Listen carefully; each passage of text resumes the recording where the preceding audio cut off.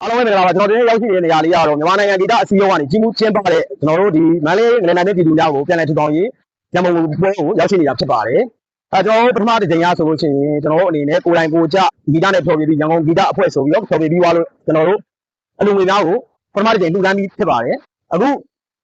ဒီအစည်းအရုံးကနေပြီးတော့ကြီးမှုကျင်းပတဲ့ပွဲလေးကိုကျွန်တော်တို့အနေနဲ့လာပြီးတတအားပါဝင်ပြီးတော့အားဖြည့်ပေးတဲ့သဘောပါအခုကျွန်တော်အားဖြည့်ပေးနေရင်းနဲ့ကျွန်တော် online ပေါ်ကနေမိတ်ဆွေတွေလူလာတဲ့အလူငွေတွေရှိပါတယ်အဲ့အလူငွေတွေကိုကျွန်တော်ပထမတစ်လုံးမှာမလူဖြစ်လိုက်ပါဘူးမလူဖြစ်လိုက်ဘူးဆိုတဲ့အတွက်ကိုကျွန်တော်ဒီပွဲမှာကျွန်တော် online ပေါ်ကနေခင်ဗျင်းကြီးရဲ့ငွေတွေလူလမ်းပေးရတဲ့အလူရှင်တွေရဲ့အလူငွေတွေကိုကျွန်တော်ဒီပွဲလေးမှာလူလမ်းပေးသွားမှာဖြစ်ပါတယ်ကျွန်တော်အနေနဲ့အခုလက်ရှိ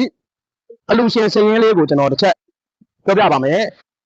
ကျွန်တော်တို့ဒီထိုင်းရောက်မြန်မာပေါ့နော်ကျွန်တော်ရဲ့မိတ်ဆွေကြီးနဲ့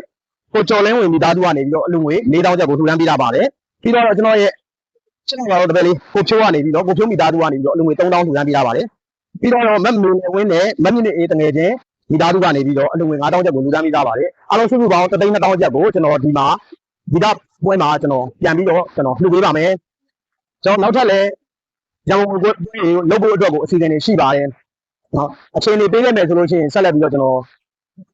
လောက်ဆောင်နေတယ်အဲ့တော့မိသားစုကညီကိုမောင်နှမတွေနော်အဖက်ဖက်ကနေလောက်အားဒါနနဲ့ဒါရောက်ကူညီတဲ့ညီကိုမောင်နှမတွေကိုလည်းကျွန်တော်ဒီညာလေးကနေတခါလေးဖိတ်ခေါ်ပါတယ်နောက်ထပ်ပွဲတွေစီစဉ်ဖို့အတွက်ကျွန်တော်မှာခွန်အားတွေလည်းလိုတယ်လူအင်အားတွေလည်းလိုတယ်ဂီတအင်အားတွေလည်းလိုတယ်ဂီတညီကိုမောင်နှမတွေရဲ့